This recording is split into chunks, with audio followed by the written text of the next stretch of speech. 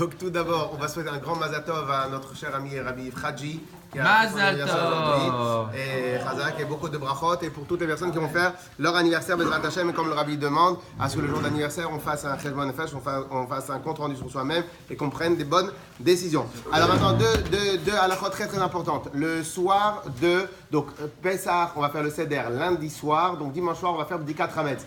Alors, Bdikat Hametz fait partie des mitzvot dans lesquels on doit faire la nuit, et toutes les mitzvot où on doit faire la nuit, en vérité ils ont un certain timing, ils ont un certain temps à faire, et ben la meilleure mitzvah c'est de s'arrêter au moins une demi-heure auparavant et de ne rien entreprendre une demi-heure auparavant. Alors, entreprendre, c'est quoi? Entreprendre, c'est faire des actions qui vont nous prendre du temps. Alors, pour le Shabbat après-midi avant Mincha, donc ça s'appelle, par exemple, aller chez le coiffeur, mais à l'époque, le coiffeur, ça durait beaucoup de temps, peut-être aujourd'hui encore, mais, ou bien prendre une Seouda, ou vraiment faire un motzi, s'asseoir et manger. Donc, de la même manière, là, on va donner quelques horaires. On va faire Bdikat Hametz à partir de 21h07.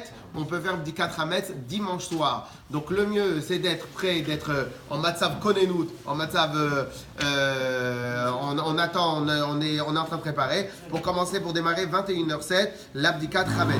Et donc le mieux, c'est de ne pas manger, de tout faire, si ceux qui doivent faire les grillades et tout ça, à partir de 21h30, 21h40, 22h, qu'une fois qu'on a fait Abdikat Hametz, à ce moment-là, on peut se lâcher. Pourquoi? Parce que si maintenant on va faire, d'abord on va manger un repas et après on va faire Abdikat Hametz, on va être fatigué et peut-être on va pas bien faire. Et surtout ne pas oublier que le fête de Pessah fait partie des fêtes où on a une obligation de faire le chinour, l'éducation de nos enfants. Et donc si en vérité on fait du 4 quand nos enfants ils sont épuisés en train de dormir, ben on aura raté un grand moment. Deuxième chose très importante, le lendemain, lundi, on va avoir, comme on a expliqué la semaine dernière, on va avoir deux timings. Le timing, on va arrêter de manger le chametz, il faudra l'avoir vendu, il faudra l'avoir tout fait. Donc lundi matin, avant de 11h36, il faut avoir déjà bien vendu le chametz, faut arrêter de manger le chametz, il faut tout arrêter, c'est fini, stop, on clôture, on met les dernières choses à l'intérieur des armoires, on clôture, il faut que la maison elle ait plus du tout de chametz, et il faut avoir tout brûlé le chametz avant midi 44.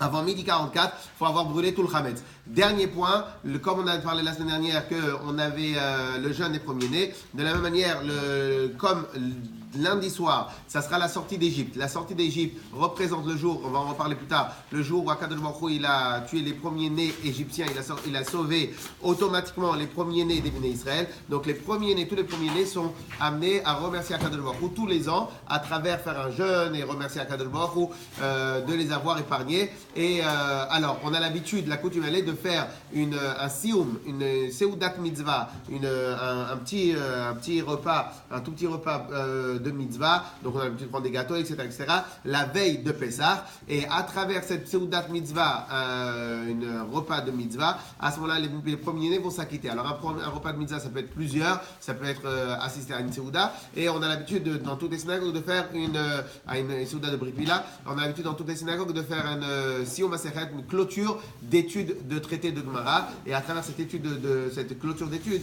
à ce moment-là, on va s'associer à celui qui termine l'étude, et à ce moment-là, les premiers-nés seront dispensés, ils vont manger la Seouda, ils seront dispensés de faire la Seouda, mais ceux qui vont, et c'est pour ça qu'il faut faire très attention. Ici au Betraban, on va faire à 9h, à 8h15 la fila, et à 9h on fera la clôture de traité, et il faut faire attention que chacun il le fasse, tous les premiers-nés le fassent, sinon ils vont devoir jeûner jusqu'à la fin de la journée, jusqu'à l'entrée de Pessah, ce qui est assez sportif.